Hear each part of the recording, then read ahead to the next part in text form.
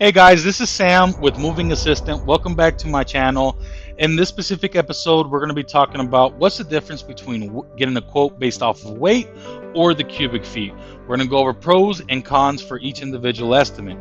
I'll try to make this video short and straight to the point, so that way you can just jump back into your estimates and really start making informative decisions.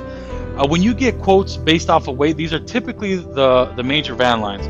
By default, this is what they offer to their clients. Now, why do they do this? The DOT, or the Department of Transportation, is the one who provides weight tickets. In other words, for them to provide you an actual accurate estimate, what they need to do is take their truck to the DOT, weigh the truck empty, and then come back to your place, load up the truck, and then take it back to the DOT and weigh the truck again. Every time they go to the DOT, they will get a weight ticket, which, by the way, you have all the right to ask for that weight ticket, okay? Now, the bad thing about that is with some companies, what they'll do, even if they do provide you a quote based off of weight, what they'll do is most likely load up that truck with some belongings and also go out there with an empty fuel tank, or vice versa, one of each. However, when they do that and they get that weight ticket and then they go back to storage unit at a self-storage facility, and then say they got storage that they can offer to clients, but not really, they just put under somebody else's name, and you get what I mean, right? And then from there they'll unload the stuff, go to your place, load up the truck, fill up the gas tank, which, fun fact, a 18-wheeler holds anywhere between 875 to 2100 pounds just for the fuel only. Right, so if they do that, load up your stuff on there, and then they go back to the DOT and get a weight ticket, then guess who's going to pay for that extra weight? You guessed it, you are. So in this case here, make sure the company that you're dealing with is an actual reputable company. Now, as far as cubic feet goes, this is something that is so common by rogue companies, or I mean, don't get me wrong, there's faithful companies, there's good companies that actually do their quotes based off of the cubic feet. And I know I'm going to get hate for this, but at the end of the day, the reality of it is that most road companies do it by the cubic feet. Now, what is the cubic feet? The cubic feet is basically how much space you're occupying inside of the back of the vehicle, in the box truck, I'm sorry. And how you can calculate this, in other words, is length times width times height. So as an example, if I do 3 times 1 times 3, this gives you 9 cubic feet, okay? Now, the bad thing about this, and this is why I don't recommend you getting quotes based off of the cubic feet, is that shady movers will take advantage of this. And this is like their favorite part of doing when it comes down to moving. This is how they get you. This is how they hold you for ransom. This is how they ask for more money. They're going to basically load up your stuff on there. The typical mover usually loads up furniture, heavy furniture first, and then uses the air gaps to put boxes. But in this case here, what I've seen that movers do is they'll basically put like a stack, a wall of boxes, and then behind them boxes there's like 3-4 feet of nothing but air.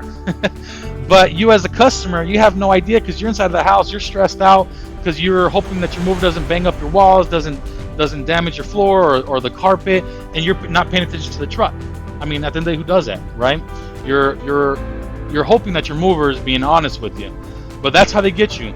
And or another way they can do it is put a mattress, put it up, or just put like a dresser maybe behind it, and put a mattress up in front of it, and then behind it there's nothing, when they could have used that space for boxes or something, or odd items. That's typically how they do it.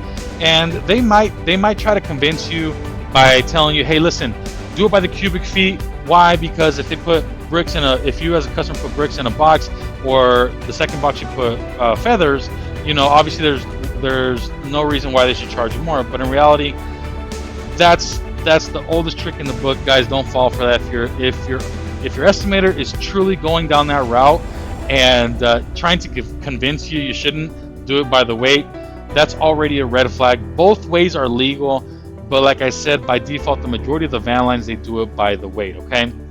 Now, just to cover some tips here, a 26-foot truck, and these tips are for customers who probably end up wanting to rent the truck, do the move themselves. But a 26-foot truck typically holds up to 1,700 cubic feet. Now, this is as if you're filling it up with nothing but water, which it's not going to be the case, right? You got to take account for air gaps. This is something that's always skipped over, especially by your moving estimator. What I personally recommend is at least having a good 15 to 20% of extra air gaps to take account for. So just for simple math purposes, a 20-foot truck holds typically up to 1,000 cubic feet, okay? If you do the 15 to 20% ratio, that means you can potentially fit up to 800 cubic feet into that back of the truck. Now for a 15-foot truck, they typically hold up 800 cubic feet, and a 16-foot pod, for example, they hold up to roughly 850 cubic feet. Again, apply the same math just to make sure you're on the safe side, okay? You obviously don't want to be stuck with one pod on move day and then you can't fit everything in there. Some more tips for you when it comes down to industry standards for estimates, okay? The industry standards is a studio apartment holds up to 1,800 pounds or 250 cubic feet. Now, I'm going to be honest with you. If you're doing a long distance move, it's most likely better off for you to just sell the stuff, because either way the rates and pricing is going to be crazy and probably not going to be worthwhile to ship with the moving company. Now, even though especially road companies, what they'll do is these little moves like this, what they like doing is really underbidding them. But do come move date, that 250 turns into 500 because all of a sudden you got more stuff, or not even that. They just stacked it wrong, right? And they need to make more money because this is a very small move and it wasn't worth their trip. A second one is one-bedroom home, a one-bedroom house, or a apartment typically holds up to 2,200 to 3,200 pounds, or 300 to 400 cubic feet. A 2 to 3 bedroom home holds between 5,000 to 9,000 pounds, or 400 to 900 cubic feet. A 4 to 5 bedroom house typically holds up to 10 to 13,000 pounds, or 1,000 to 1,300 cubic feet. Now, this math is based off of a customer that has very little stuff, okay? Obviously, we got hoarders, we got people who just been stacking everything up for the past 20 years, especially if you're a customer that's been living at your house for more than 7+ years. You've definitely got a lot of stuff, more than the average household. A good rule of thumb is just for you to just have a real estate or a garage sale and really get rid of things, and you still be surprised even after you got rid of things and you get quotes and they pick you up and then the quotes more, you're going to be bamboozled that your estimate still went up because you got a lot of stuff. What really matters most is that the companies you're talking to have a reputation they stand by, okay? And I can't stress this enough. Your moving coordinator, they have to be smart. They have to be informative. They have to ask you 1,000 questions. So if they do that, please don't get mad at them. If they're doing that, they're doing the right thing. I've had customers, to be honest with you, tell me or get upset because I'm asking all these questions, and they have told me, you're asking way too many questions. No other mover has asked me these type of questions, and they hang up on me. Don't be that customer, because that moving estimator that's doing that, he's doing his job right, okay?